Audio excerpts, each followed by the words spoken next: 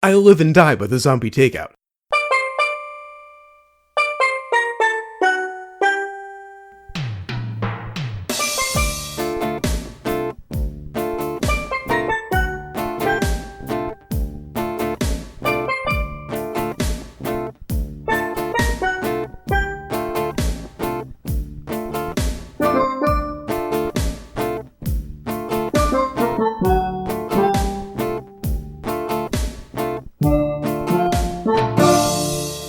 What's up? Welcome to episode 323 of Zombie Takeout. Movies about dead people. I'm Uncle John. And I'm Scotto.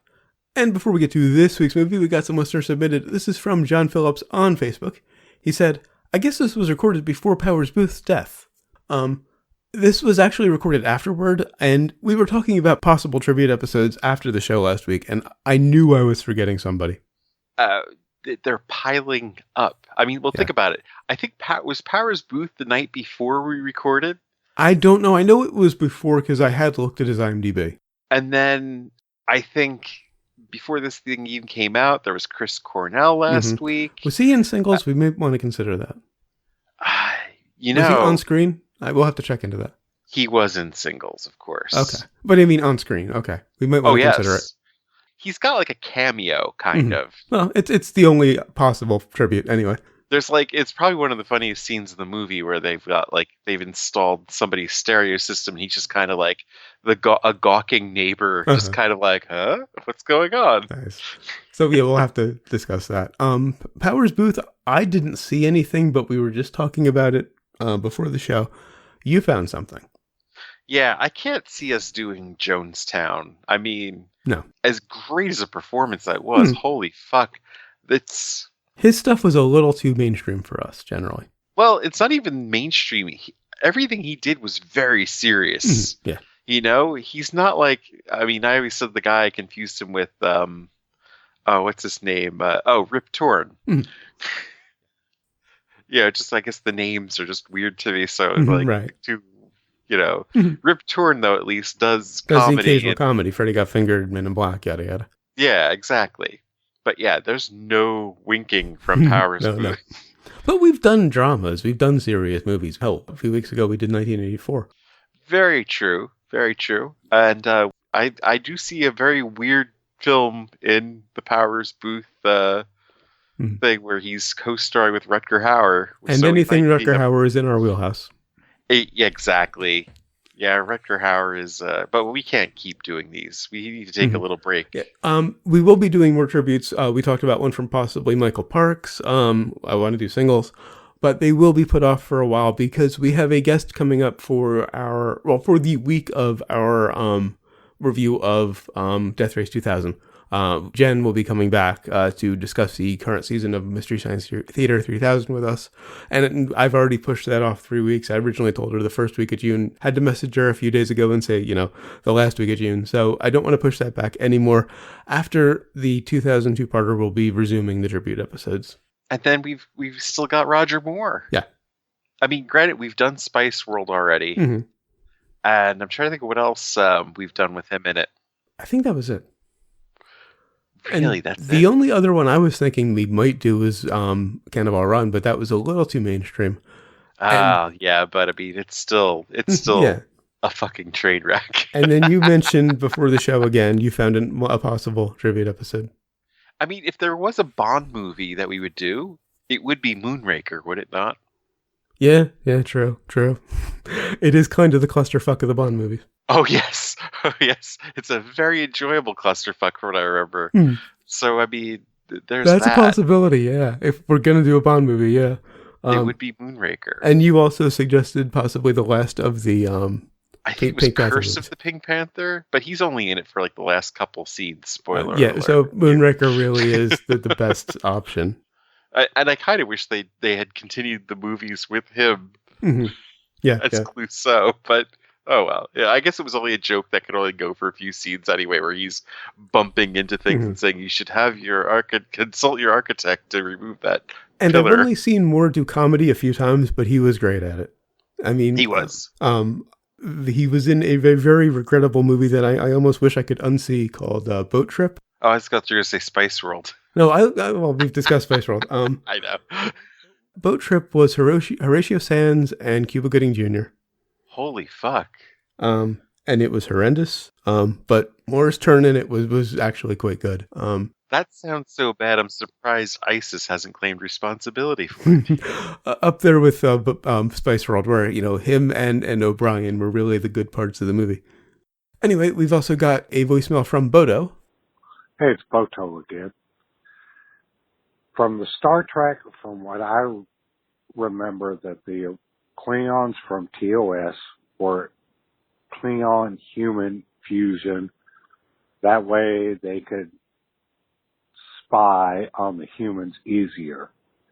And then the next generation were the traditional looking humans. It was like a genetic thing. That's what I remember. I don't remember all the other stuff that you guys mentioned on the previous podcast. So maybe you guys know more than me, which is atypical. But 99.99999% of the right, I'm always right. Or time, I'm always right. Love the show. Keep up the great work. Laters. I wish I'd researched that a little bit more, because it's been a few years now since I've seen Enterprise. But yeah, I think I watched the first season, but I don't remember the theory. It might have been in the first season, probably, but it's gone from my memory now. But they, well, I mean, it's funny because when they first went back in DS9 to do the original series episode there, where they went back to the Tribbles episode. And they're all pointing at those Klingons over there, and they're like looking like, where? And they all look back at Worf, and they're like, those are Klingons, and he just says, it is something we do not discuss. Yes, I remember that now. Yeah, just kind of leaving it out there as like a mystery. But then Enterprise actually had an episode where they explained why the Klingons aren't as heavily made up. And I really think it was a genetic mutation or virus. And I can't wait for the explanation for how they look in Discovery. Right. Yes, like what the fuck is that? They're like these lizard people they almost look like. They can't be Klingons. It's the CeeLo Gold statue costume, but in brown with the speed bumps. That's what they look like. Good God, if they have CeeLo Green as like if they had CeeLo Green as a Klingon, I would be in for that. I might pay for all access for that. Right, I'd have to go back. I'd have to get all access just to see that. All right, so on to this week's movie, which is from 1981, Galaxy of Terror. This is our Erin Moran tribute. We weren't really planning to do a tribute for her until I looked at her filmography, saw this movie, said, ooh, that sounds kind of like our wheelhouse, and then saw that it had already been on our list. Of course, that brings us to the impromptu plot summary, sponsored by Softcore Porn. Aren't you glad that Zalman King gave up acting? And also brought to you by, what the fuck did we just see here? Yeah, it was, well, we'll get to it. I don't want to spoil the review. All right, here we go. I'll do my best. All right, so really the plot is a lot simpler than it's presented in the movie, but let's go with how they present it in the movie, since that's a lot more fun to do an impromptu plot summary for.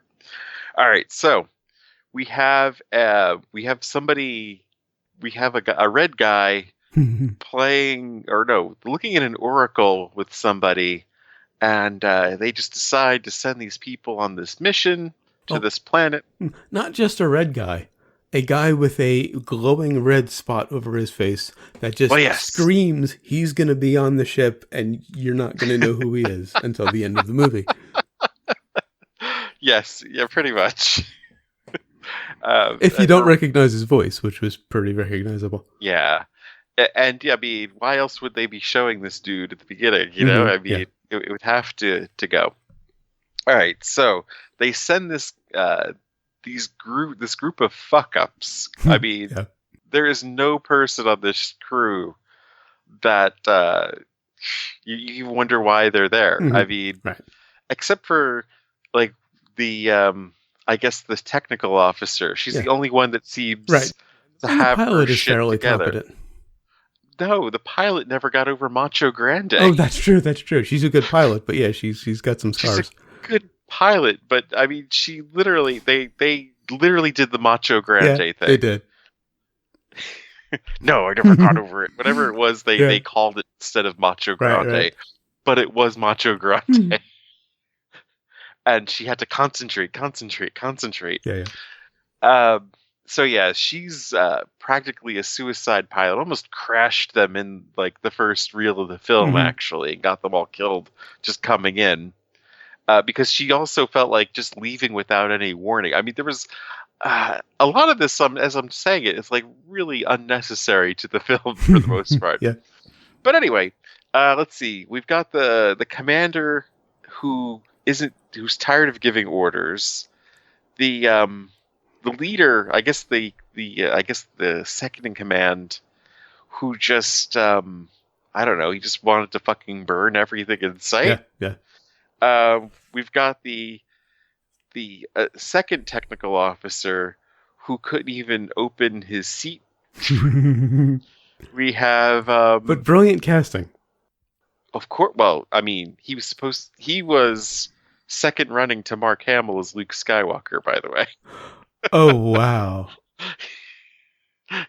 Yeah. So that's why they got him. I never knew that. Yes. Like, it was him for Luke. Lucas was casting in groups. Like, he had England. And, we should say we were talking about the great Robert Englund. Yes. He had Robert Englund and James Woods, I believe, as Han Solo. Okay, I could see that. And I can't remember who he had as Princess Leia to go with them. But instead he went with Harrison Ford, Mark Hamill, and Carrie Fisher. I think he made the right call with Harrison Ford, though I could see James Wood. But Englund as Luke would have been a trip. Well, I mean, he kind of had a lot of that here, where he's just like, the aw shucks, I mean, what the hell situation did I land in kind of thing. So you could see why he would think that. I mean, we, of course, think of him as a monster, but, you know. See, I still think of him from V. Yeah, I do too. To me, he's still, I don't remember the character's name, but he's still the guy from V, more so than Freddy. Willie the Friendly Alien. That's it, yes. Anyway. So let's see, wait a minute. There's more to this crew. Actually, I'm trying to remember her character name. I don't remember half the characters' names. She,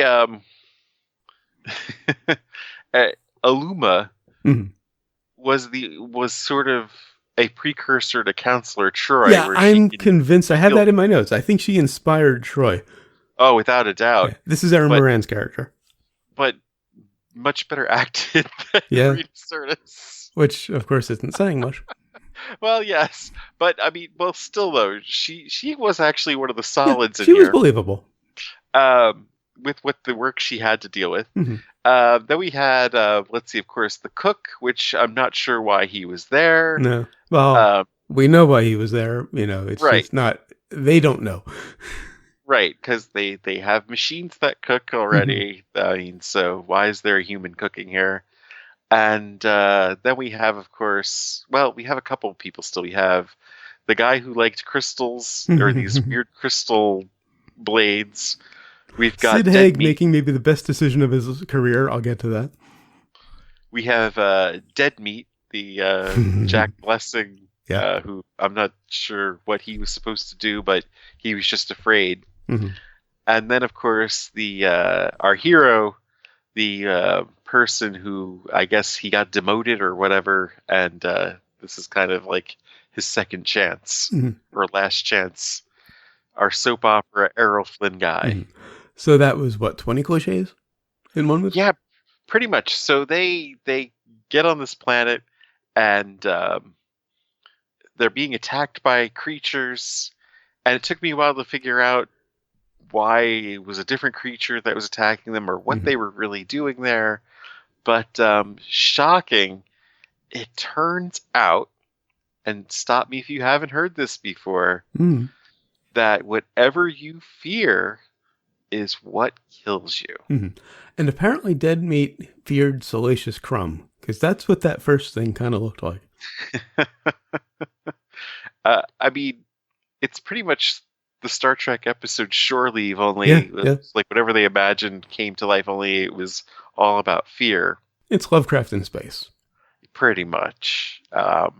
And yeah, they find this pyramid, actually more accurately as a ziggurat. Yeah, you don't even really notice it's a pyramid until the end or whatever. And they get picked off. They go crazy. There's a maggot who rapes and kills one of them. That happens. Maybe the most batshit thing we've ever seen in a movie. I agree. I agree entirely. In fact, I mean, we're kind of spoiling it if you have not seen this because... We can't spoil that scene. Well, part of it was... Because, I mean, I didn't know this was in this movie, so as it was happening, you're kind of like, is this what happened really happening kind of thing? I mean... Because you're like, wait a minute, is the thing taking off her clothes? Yeah.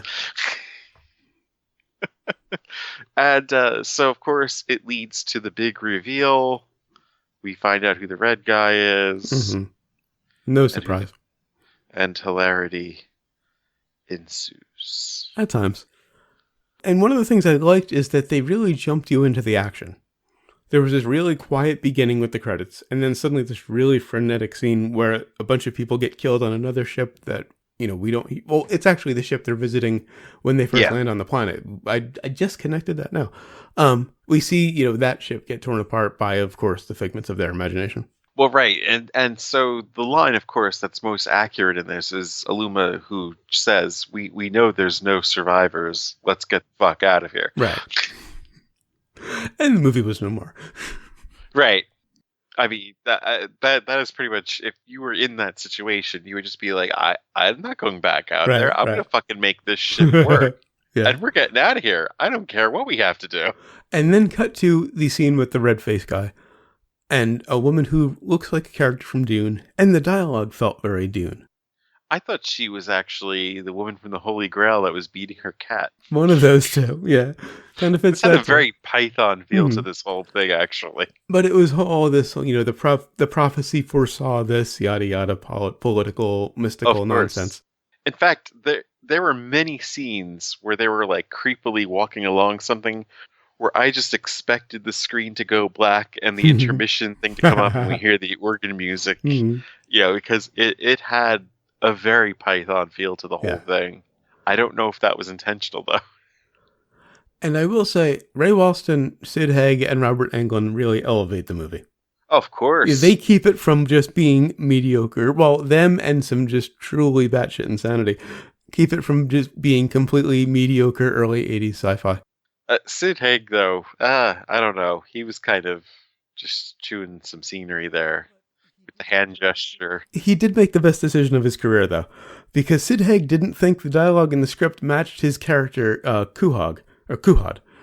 So he asked Roger Corman, the producer, if he could play Kuhad as a near mute instead. Corman agreed and let Haig portray him with almost no dialogue. He's a single line. Genius. He has a single line in the movie. We used it as our intro. And he just walks around with these crystal throwing stars. I mean, if I read a script, I need to take the work. And I read the script. And I saw this script. I would say, you know what?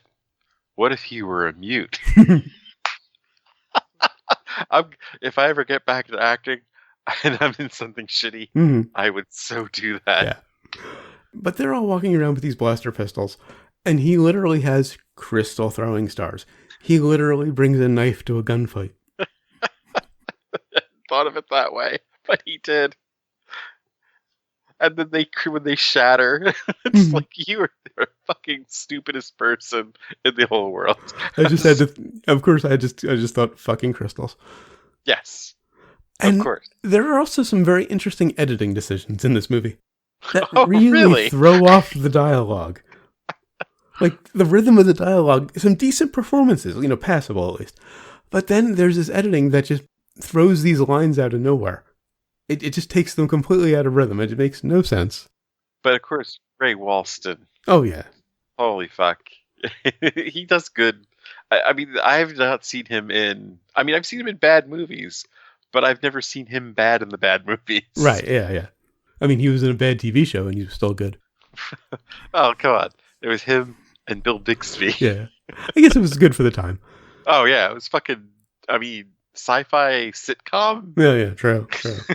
I don't think anybody had done that before at that point. And speaking of good for the time, I was looking at some other 81 sci-fi movies, and with a few exceptions, this is really kind of par for the course. Sci-fi has really gotten a lot better in the last 35 years. And if you think about it, like Small Wonder or whatever... Yeah, or whatever was around this time. I think it was like 85. Was pretty much My Favorite Martian with like a kid instead. That's true. I mean, yeah, good point. There was the other one where like there was an alien in the family, not Alf, of course, but which you could also say was My Favorite Martian. In a lot of ways, yeah. That's true. But I mean, aside from the batshit insanity towards the end, which is really in the second half, this is the kind of movie like if it was on, I wouldn't turn it off, but I wouldn't pay much attention. Well, because like I said, this plot has been done so many times. I mean, it's so weird that they would throw in so many crazy imaginative things to a plot that is just so old and tired. Yeah. I mean, think about the sound effects that Star Trek, what was it? It was 4, the Voyage Home. They used that sound effect for the whale. Yeah. However, aside from that, the score and sound effects in this are literally just a guy farting around on the keyboard. Yeah, pretty much. You can tell it's just somebody, I'll do this. Like, the kitten walked on the thing. I'll save that. I mean, it kind of took it down for me somewhat. A lot of things took it down. Sound effect. This is a weird one because a lot of things took it down and a few things took it really up. We talked about this beforehand. It was equally like horribly mediocre and just batshit insane. Right. That sums it up perfectly. It is a very mediocre plot with laughable special effects. But there are these moments that just go batshit insanity. Yeah. I mean, we talked about the worm rape. There's one scene where... need to even talk about other things than the worm rape? Well, that was the height of it. But then there's this scene where Freddy... I call him Freddy because I have to have in my notes. Robert Englund. Ranger. He delivers this delusional rant that was like better than 90% of the movie. And then he actually fights himself. Yes. And all I could think was, hello me, it's me again. If any old school metalheads get that reference. Oh yeah. And the stunt double was horrendous. Yeah. And, like, you catch the person that's supposed to be him in some shots, you're just like, oh my god, they tried to pass him off as Robert Englund. But that last half hour of the movie is almost recommendable for Robert Englund alone. Oh yeah, definitely. If it wasn't for Robert Englund, I couldn't see this being done. But rolling back a bit, of course, they discover this derelict ship with all these corpses and this, stray wiring, which I think maybe Aliens borrowed a bit. Yeah, well... It looks a bit like that. And this was before Aliens. True. And, I mean, Kaz is definitely, the Hicks. Definitely. Where he, like, vomits even after they land. And Speaking of Hicks, bit of trivia. Galaxy of Terror was one of the earliest films for director James Cameron, who served as the production designer. So, Cameron directed Aliens, and the second unit director on the film. It was the second Corman film on which Cameron worked as a crewman, the first being Battle Beyond the Stars. And the set dresser on the film was Bill Paxton before he started acting. He was employed by the film's art director, future frequent collaborator, James Cameron. So we have James Cameron and Bill Paxton working on a film that clearly influenced Aliens. I think the sad thing is there was a lot of potential here. Someone could have just written a script. Or if they all took the Sid Haig approach. I mean, that would have been interesting. Just a silent crew. Yeah. Hand gestures. Yeah. But, okay, so they walk around the derelict ship for a while, and then they see the ziggurat pyramid thing. And then they spend about 20 minutes climbing it. Yeah. It was just a ridiculously long rock climbing scene. Only improved slightly in the scene where the commander buys it with these, worms or kind of tentacles or whatever they were, that were probably the best special effect in the film. Well, That's not again not saying much. I know. And yeah, the stupid dialogue he delivered, before going into the hole. I mean, none of that made any sense. Mm. And then for the other dude to climb down after him, not even knowing what actually happened to him. Right. Just like, what the fuck? And you say it was like a 20-minute scene. Think about it. This movie was only 80 minutes long. Yeah. That was a quarter of the film. Exactly. Was rock climbing. And I'm being a bit facetious about the 20 minutes. I didn't actually time it, but it felt like about that long. It felt like it was a good half hour to 40 minutes of throat clearing, though. Of like, okay, here we've got this crew, and we're going to introduce them, and they're going to go on this mission, and here's this mission that nobody gives a fuck about because it's not really about the mission. Mm-hmm. If this movie were worse, it would be better. Because at least then it would be laughably bad. Now it's just mediocre. Quite laughably bad. So, I mean, there were some good performances, but those special effects. Oh yeah. I mean, wow. And I have to call out one more cast member. Zalman King played Balon, who was kind of the second in command. He is better known as the director of such softcore gems as Two Moon Junction, Wild Orchid 1 and 2, and The Red Shoe Diaries, as well as many others. Did he happen to also be lead singer of REO Speedwagon? He does look a bit like Kevin Cronin, yeah. He had a serious mullet in this movie. Yeah. Actually, he had a serious mullet through most of the 80s, as I recall. Everything about him was very serious. Mm-hmm. I was just kind of like, wait, why? Who's this guy? He's kind of, I think, what really makes it mediocre, because everybody else was kind of in on the joke, and they were kind of overplaying it. He just played so dead straight. Yeah. In a lot of cases, that can make the movie, but in this case, it just really dragged it down. And his death was just, I mean, It was ridiculous. Yeah. I mean, there was, I think a good fight scene would have been pretty cool in this to have lifted it up a bit. Mm-hmm. But just the whole, there he goes. There goes another one, kind of. I think the best fight scene was Kuhad and his stars. Well, yeah, I mean, they went full Evil Dead, where they cut his arm off and his arm came alive.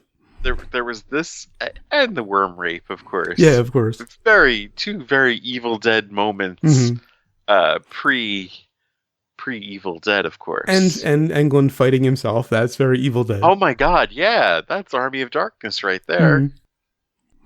And Erin Moran was good as a zombie at the end. That may have been the best work of her career. Oh, yeah, without a doubt. And I think the last 15 minutes as a whole really saves the movie. Until you kind of get to the scene with Until you get to the resolution. Yeah, until the explanation and the quote-unquote reveal that you already kind of knew. Right. That scene dragged on a bit, and you kind of knew it was already going to happen. And they don't really show a resolution for Robert Englund. Wait. They just leave him. They didn't tie his sword. He's just left there, you're right. Yeah, he just leaves him behind, and then you never see him again. There's no, wait, what the fuck just happened to you there? Why are you red? Obvious things. So Lone Star becomes the master. Yes. And Englund is just hanging out somewhere in the cigarette. Yes. That's how they end the fucking And yes, movie. I just spoiled the end of the movie, but, we're not going to recommend it, I don't think. On to sequels and remakes? On to sequels and remakes. I would love to see Cameron take a shot at this. I'd rather see him do this than Avatar. Oh, I've said my piece on Avatar. Look through the written reviews on our site. I think one of the problems with this movie were that there were too many characters. Oh, yeah. Like, did the original Alien, which of course a lot of this is stealing from, have fewer characters? At least fewer than I can remember. Well, I don't know if there were fewer so much as they just died faster. Probably. I mean, Ash dies right away, and I think there were 2 or 3 others that just died very quickly after the alien was revealed. Ripley's alone for like half the movie. Right. And of course, they just keep the action on the ship, You're in space, which of course that was the brilliant thing about the first Aliens movie. It was a haunted house in space, and because it's in space and it's a small ship, so much shit can go wrong, and it gets so claustrophobic. Right. So to just move this from space to a pyramid with all this room and some rocks and whatever, I read a bit about the Wikipedia does have some very interesting things about the worm rape scene. Yes, I didn't have them in my notes because I hadn't watched the scene yet. If I had, I would have put them in there. But the deal was Corman filmed that scene himself. Mm-hmm. He had money from backers. He had to have a sex scene in the movie. Yeah. And the deal was he needed to... Well, he just decided, why don't I combine that with her death? Yeah. So it was a rewrite in the middle of shooting that, the actress was already cast, the director was already there, and of course they're like, what the fuck? And, the director wanted no part of it.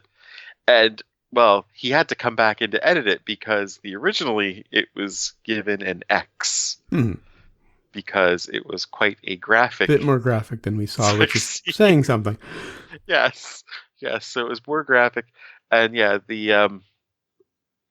it was, I believe it was Clark had to come and edit it down to get the R rating back to what we have. And I have to wonder if Zalman King saw the dailies on that and said, "That's it. That's what I'm going to do." Not the worm rape part, but the softcore part. I mean, it's funny because I think they said they even had a body double for her. Yeah, but she wound up being on camera more than the body double because of the crazy action of the scene. Yeah. And one thing, did one of the sets look very familiar to you? Oh, well, one thing I forgot to mention. Well, go ahead, not offhand, but continue. The ship set, the ship itself. I mean, it had to have been from another TV show or something. It was very reminiscent, though, of the Death Star hallway. Oh, yeah, true. When they were running through it.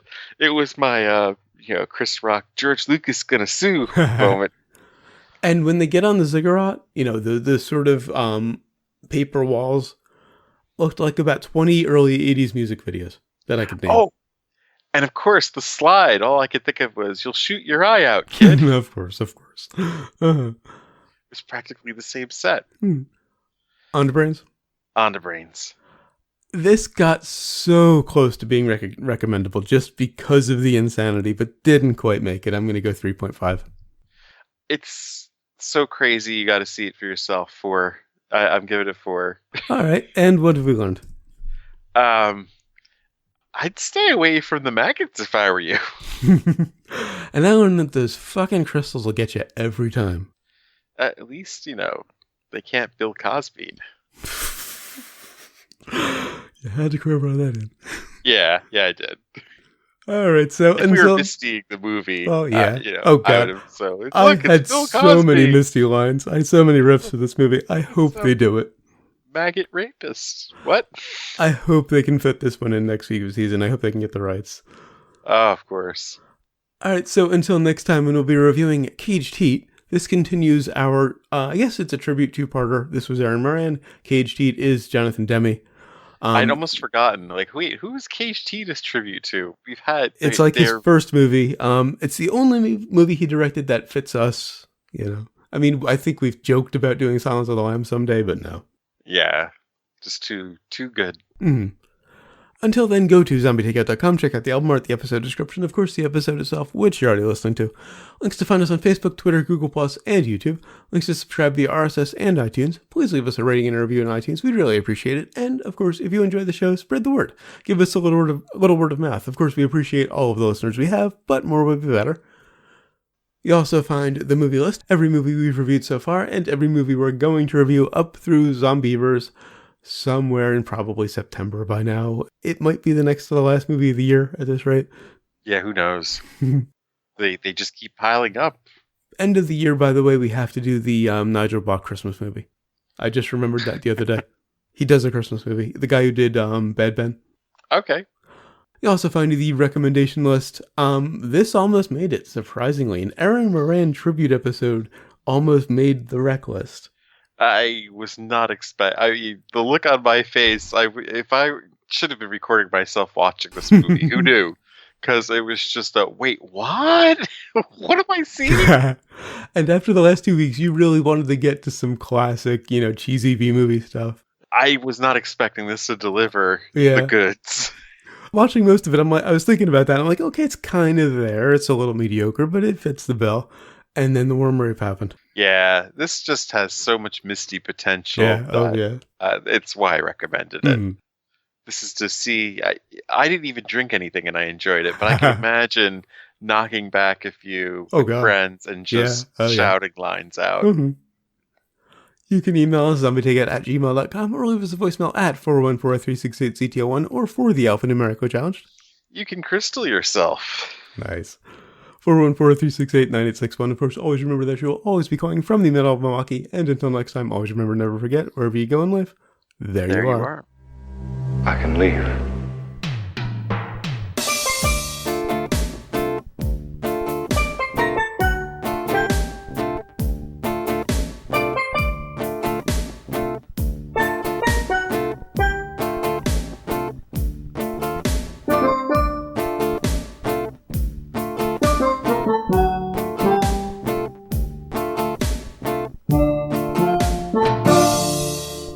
Recording already for soundcheck, by the way. Okay. Oh, did you find Cage T? Because I have a link here. I haven't looked yet. Yeah, I'll pass it to you after the show. All right. It's on Daily Motion. It's a fairly decent copy. I was surprised I was able to find this one as easily as I did. This one wasn't bad. Finding it, I mean.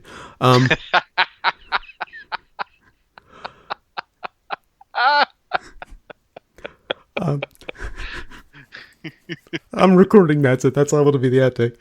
Yeah.